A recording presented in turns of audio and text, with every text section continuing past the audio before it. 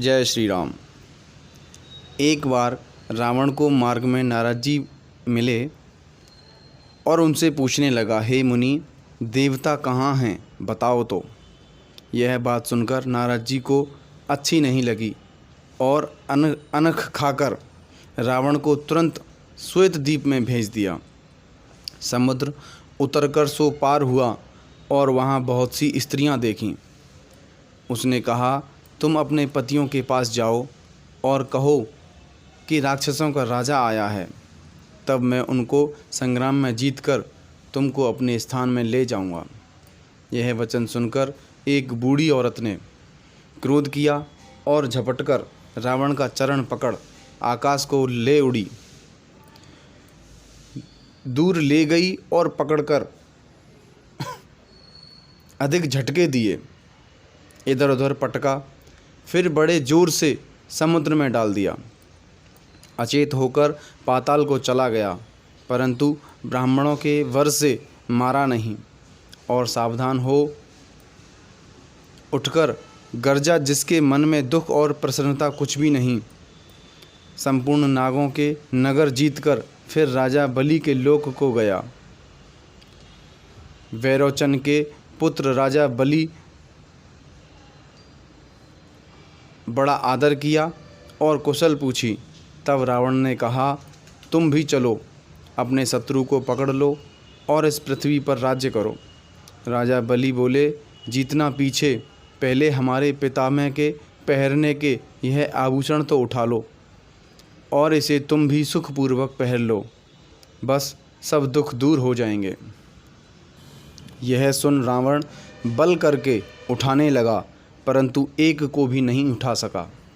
तब बलि बोले, बस इसी पुरुषार्थ से जय की इच्छा रखते हो।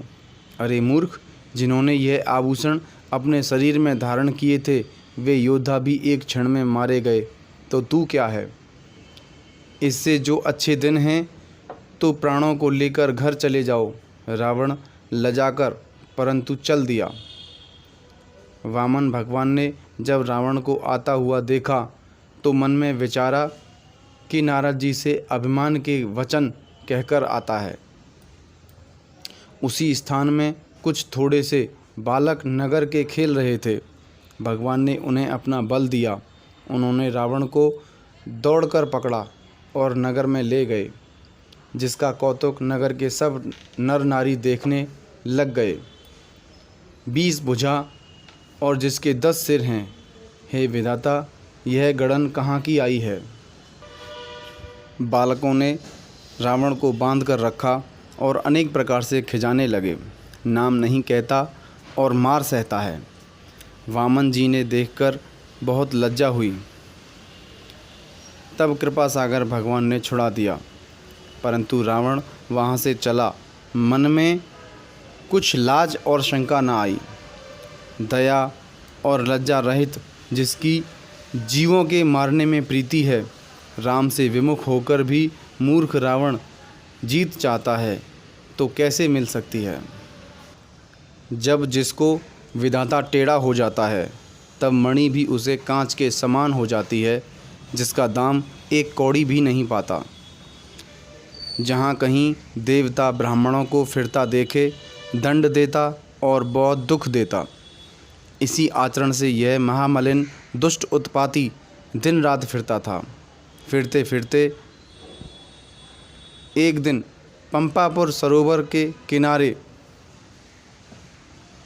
आ गया, जहाँ बाली नाम बंदरों का राजा था और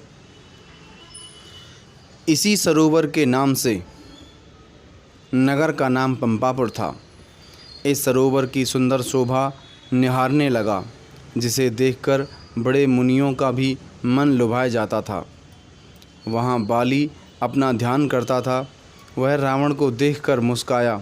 रावण वहाँ जाकर खड़ा हुआ और बाहें ठोक कर गरजने लगा। तब रावण क्रोध कर बोला, अरे बगले, ध्यान करने वाले मूर्ख कपी, सुन, मैं तेरा नाम सुनकर दौड़ा आया हूँ।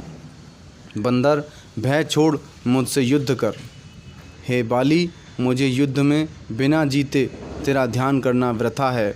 यह बात रावण ने 320 दांतों को कट कटा कर कही। तब बाली हंसकर बोला, भाई तुम्हारा बल ऐसा ही है, मैंने सुना है। अच्छा तो सूर्य को अंजलि मैं प्रीतिपूर्वक दे लूँ, फिर तुम मुझे जीत कर जाना, न खड़े रहो। तब बाली ने अपने मन में विचारा कि इसे शिव और ब्रह्मा का वरदान है, यह मारे से तो मरेगा नहीं। फिर बाली ने कहा, रावण घर जाओ, हमने तुम्हारी 4 प्रकार से हार सुनी है। बाली ने रावण को बहुत समझाया, परंतु किसी प्रकार से उसके समझ में नहीं आया।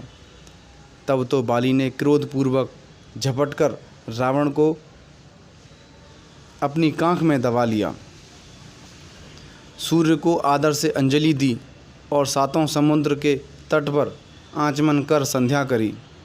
बाली 5 घड़ी में सब समुद्रों के तट पर संध्या कर आता था और इतनी ही देर में रावण कांख में रहा। 6 महीने कांख में छूटने की कथा इस प्रकार ग्रंथ में नहीं देखी जाती। वाल्मीकि जी ने 5 घड़ी लिखी है।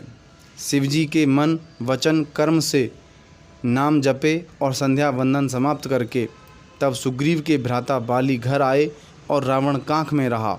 इस प्रकार 6 महीने बीत गए और बहुत क्लेश पाया। दिन में बाली कांख में दबा लेता और रात को बांध रखता था। नित्य क्लेशवश हो निकलने का उपाय करता, परंतु कुछ वश नहीं चलता। कांख में बहुत पसीना हो गया और वहाँ अत्यंत दुर्गंध हो गई। क्रोध करके दांतों से काटा। बाली ने जाना कि बालों के कीड़े हो गए हैं। एक दिन बाली सूर्य को अंजलि दे रहा था कि रावण कांख से निकलकर भागा। तब फिर बाली ने बांध लिया और अंगद के खेलने के लिए लाया। 20 भुजा 10 सिर देखकर अंगद ने बारंबार उसको लातें मारी। बाली ने रावण को गोलाकार बांधकर सेज पर डाल दिया। अंगद ने खेलने में सिर में लात मारी और किलकारी मारने लगे। तारा ने रावण को पहचानते ही छोड़ दिया और कहा कि तुम घर को शीघ्र जाओ, नहीं तो कपिराय फिर पकड़ लेंगे। फिर रावण वहाँ आया जहाँ सहस्त्रबाहु ने रास बनाया था। सब स्त्री जल क्रीड़ा कर रही थीं। उनकी भांति भांति से बड़ी शोभा थी। रेवा नदी के कूल में रास मंडल हुआ था, जहाँ श्रेष्ठ देवता मनुष्य नाग सेवा करते थे। रावण ने उनके सुख ऐश्वर्य को देखकर मन में बड़ा दुख माना। वहाँ शिवजी का शोभायमान मंदिर था, जिसे देख महामुनियों का मन मोहित हो जाए। तुलसी पत्र, कमल पत्र, बिल्व पत्र, पुष्पादिक सब सामग्री विद्यमान थी। रावण ने जाकर जल क्षोभित किया, अर्थात स्नान किया और शिवजी का मंत्र पढ़कर जप किया। फिर वह निर्लज्ज निशंक उस स्थान पर गया जहाँ सहस्त्रबाहु जल क्रीड़ा करता था। 20 भुजा के बल से रावण ने जल का प्रवाह रोक लिया और समाज डूबने लगा। सहस्त्रबाहु ने बड़ा क्रोध किया कि मेरे समान आज कौन है। सहस्त्रबाहु ने उठकर देखा तो रावण खड़ा है, जिसकी विपुल भुजाओं के बल से जल बढ़ गया। यह महाबली सहस्त्रबाहु दौड़ा और ललकार कर रावण को पकड़ लिया। देखकर स्त्रियों को बड़ा अचंभा हुआ। कुछ दिन घुड़साल में बांध रखा। यह दुष्ट लज्जित हो चुप रहा। क्रोध को मन में मारकर बहुत कष्ट सहे। सब नर नारी आकर देखते और लात मारकर तारी बजाए हंसते। नाम नहीं बताता और सकुचाए रहता। चतुर राजा ने अनेक प्रकार से बूझा।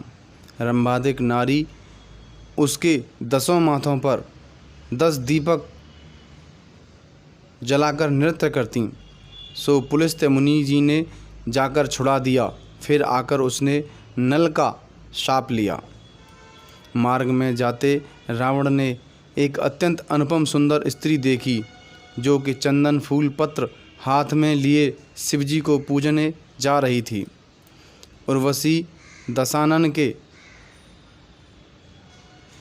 सामने आते ही देखकर मन में सकुचाई। तब रावण कोमल वाणी बोला, तुम किसकी स्त्री हो, कहाँ जाती हो? उसने लज्जा के वश उत्तर नहीं दिया। रावण ऐसा मतवाला हो रहा था कि मन में विचार नहीं किया और कुबेर की पुत्री की, जिसका नाम नलकुंवर था, उसकी पत्नी, जिसका हाथ पकड़कर रावण ने पूछा। इससे उसकी मति भ्रष्ट हुई। फिर उसने पहचान कर बड़ी शंका हुई कि बुरा कर्म किया, यह कह बहुत पछताया। हृदय में बड़ा सोचकर लंकेश्वर रावण लंका को गया। उर्वशी व्याकुल हो कुबेर की नगरी अलकापुरी में आई और नलकुबर को, कुबेर के पुत्र हैं, उनको सब बात बताई। नल कुबेर ने अपार क्रोध कर श्राप दिया कि रावण का वंश क्षय हो जाए। शाप मूर्ति धारण कर लंका में जहाँ रावण बैठा था आया। जब सांप आगे आकर खड़ा हुआ तो रावण देखकर भय से कांप गया। फिर शाप को अंगीकार कर रावण ने मन में विचारा कि ऋषियों के दंड को नहीं लिया है। यह विचार क्रोधित हो बहुत खिसाया। 4 दूत ऋषियों के आश्रम में भेजे, जिन्हें देखते ही मुनि अपनी आध्यात्म विद्या भूल गए।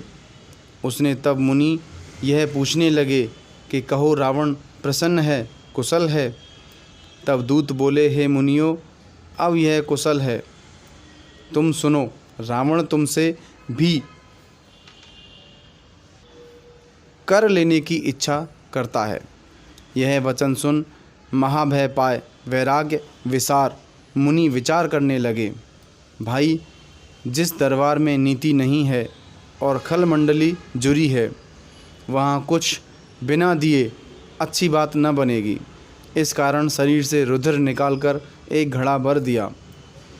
दूतों को सौंप ज्ञानी मुनियों ने कोमल वाणी से कहा कि रावण को यह घड़ा देकर इस प्रकार कहना, घड़े के उतरते ही परिवार सहित तुम